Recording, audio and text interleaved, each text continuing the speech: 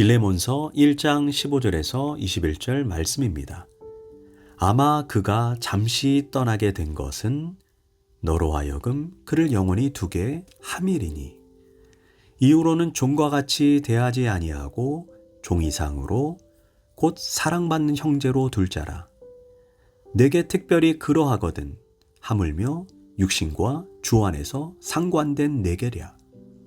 그러므로 내가 나를 동역자로 알진대 그를 영접하기를 내게 하듯 하고 그가 만일 내게 불의를 하였거나 내게 빚진 것이 있으면 그것을 내 앞으로 계산하라. 나 바울이 친필로 쓰노니 내가 갚으려니와 내가 이외에 내 자신이 내게 빚진 것은 내가 말하지 아니하노라. 오 형제여, 나로 주 안에서 너로 말미암아 기쁨을 얻게 하고 내 마음이 그리스도 안에서 평안하게 하라. 나는 내가 순종할 것을 확신함으로 내게 썼노니 내가 말한 것보다 더 행할 줄을 아노라. 아멘. 할렐루야. 오늘도 좋은 날입니다. 빌레몬서 1장 15절에서 21절 말씀 묵상입니다. 오늘은 내 마음의 오네시모를 용서하라 라는 제목으로 말씀을 나누도록 하겠습니다. 최후의 만찬으로 유명한 레오나르도 다빈치는 예수님의 제자들을 차례대로 한 사람씩 그려나가기 시작했습니다. 맨 먼저 수제자 베드로의 얼굴을 그렸습니다. 그런 뒤 제자들을 그려나가는 가운데 가롯 유다의 얼굴을 그릴 차례가 되었습니다. 다빈치는 가롯 유다가 예수님을 판자니까 그의 얼굴을 험상궂게 그려야겠다 생각했습니다. 그때 자기의 마음을 힘들게 했던 원수 같은 한 친구가 생각이 났습니다. 옳다, 그의 얼굴을 가롯 유다의 얼굴에 집어넣으면 좋겠다. 그는 복수하는 심정으로 그 친구의 얼굴을 그려넣었습니다. 통쾌했습니다. 그런데 마지막으로 이제 예수님의 얼굴을 그리고자 합니다. 이상하게 예수님의 얼굴에 대한 영상이 전혀 떠오르지 않습니다. 그렇게 2주를 보냈습니다. 어쩔 수 없이 그는 그 문제를 놓고 하나님께 기도했습니다. 그런데 기도하는 가운데 그는 자신이 형제를 용서하지 못하고 미워하고 복수하고자 하는 그 마음 때문이라는 것을 깨달았습니다. 그러니 어찌 사랑의 얼굴인 예수님을 내가 그릴 수 있단 말인가. 그는 깊이 회개한 후에 이미 그려놓은 가룟 유다의 얼굴을 지우고 친구를 찾아가서 용서를 구하고 용서를 받았습니다. 그런 후에 그는 예수님의 얼굴을 그릴 수 있었고 그 유명한 최후의 만찬을 완성할 수 있었습니다. 우리는 내 마음속에 나의 오네시모를 용서하지 못하고 그대로 가지고 있으면 내 마음이 병들 수밖에 없고 평안이 없습니다. 그런 마음으로 일을 하니 어찌 제대로 일이 되겠습니까? 내 마음의 오네시모를 용서해야 주님이 주시는 은혜와 평강을 누릴 수 있습니다. 오늘 본문은 내가 어떻게 내 마음의 오네시모를 용서할 수 있는가를 알려주고 있습니다. 첫 번째, 바울은 빌레몬에게 하나님의 섭리를 생각할 것을 일깨워주고 있습니다. 15절입니다. 아마 그가 잠시 떠나게 된 것은 너로 하여금 그를 영원히 두게 함이니. 오네시모는 주인인 빌레몬의 돈을 훔쳐 로마로 달아났습니다. 그럼에도 불구하고 사도 바울은 원색적인 표현을 쓰지 않습니다. 돈을 훔쳐서 도망쳤다 라고 말하지 않고 잠시 떠났다 라는 부드러운 표현을 쓰고 있습니다. 그리고 바울은 오네시모가 떠났다를 어떤 보이지 않는 힘에 의해 떠나게 되었다는 의미로 수동태를 사용합니다. 즉 빌레몬을 많이 곤혹스럽게 한 이 사건 뒤에 하나님의 감추어진 하나님의 목적과 섭리가 있었다는 것입니다. 15절에서 그 이유를 이렇게 말합니다. 너로 하여금 그를 영원히 두게 함이니 라고 말합니다. 아까는 잠시라고 했는데 이제는 영원으로 바뀌었습니다. 세상에서 맺은 주인과 종의 관계는 그저 잠시 잠깐에 지나지 않습니다. 이 세상에서 죽으면 그것으로 끝나버립니다. 그러나 이제 오네시모가 예수님 안에서 새 사람이 되었습니다. 사랑받는 형제가 되었습니다. 이제 빌레몬과 오네시모는 서로 주 안에서 사랑하는 형제로서 이 땅에서뿐만 아니라 하늘나라에서도 영원히 함께하는 사이가 되었습니다.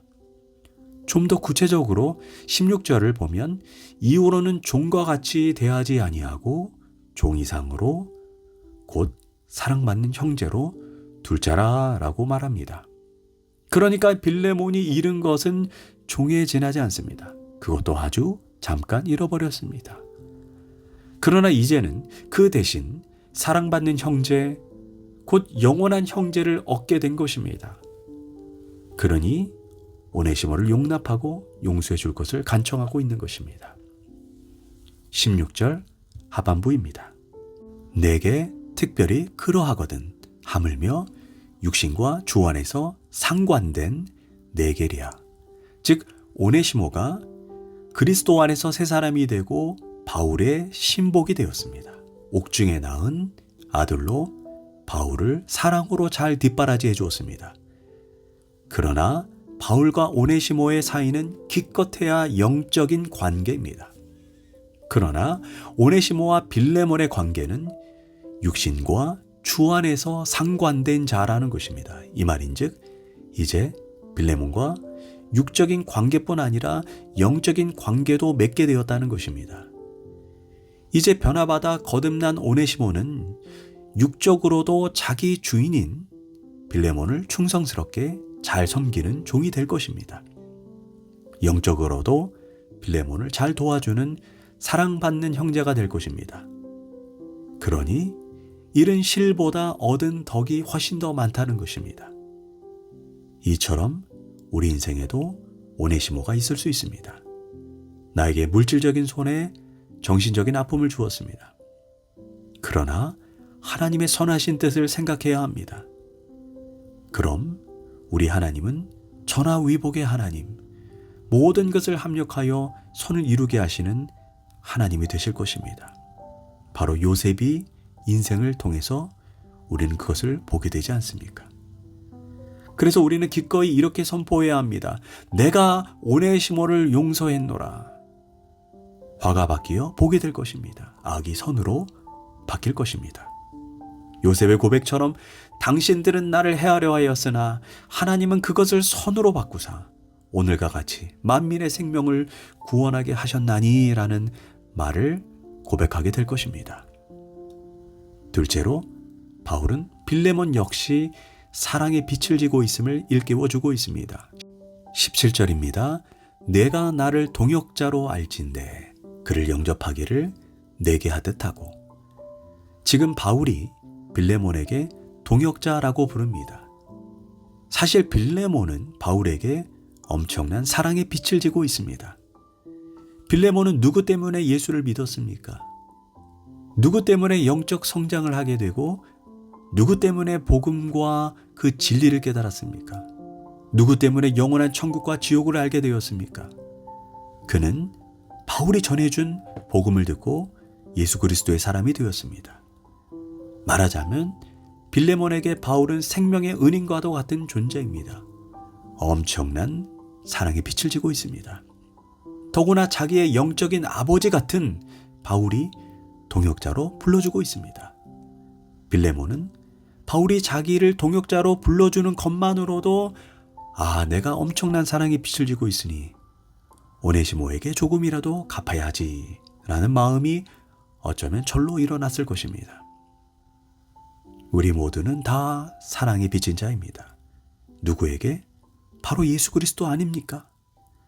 바울도 그 사랑에 감격하여 그 사랑으로 인해 자신이 빚진 자라고 고백하지 않았습니까? 그러니 우리도 그 사랑을 조금이라도 갚아야 합니다. 무엇으로? 나의 오네시모를 사랑하고 용서해 주는 것으로 갚아야 합니다. 셋째로 바울은 빌레몬에게 사랑에는 실천이 있어야 함을 일깨워 주고 있습니다. 18절입니다. 그가 만일 불의를 하였거나 너에게 빚진 것이 있으면 그것을 내 앞으로 계산하라.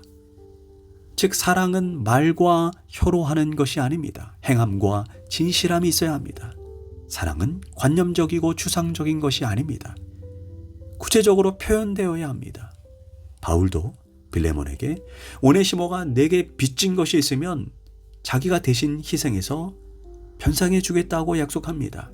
19절에서 친필로라는 말이 있습니다. 이는 약속의 사인입니다. 그 당시 오네시모는 노예였고 노예는 사유재산이 허락되지 않습니다. 그러니 그는 로마로 도망칠 때 필요한 경비를 빌레몬의 집에서 훔쳐 나온 것입니다. 그는 재산에 피해를 주었습니다. 그러나 오네시모가 빌레몬에게 갈 때 지금 당장 감옥에 나온 사람이 어찌 자기가 훔친 돈을 갚을 능력이 있겠습니까?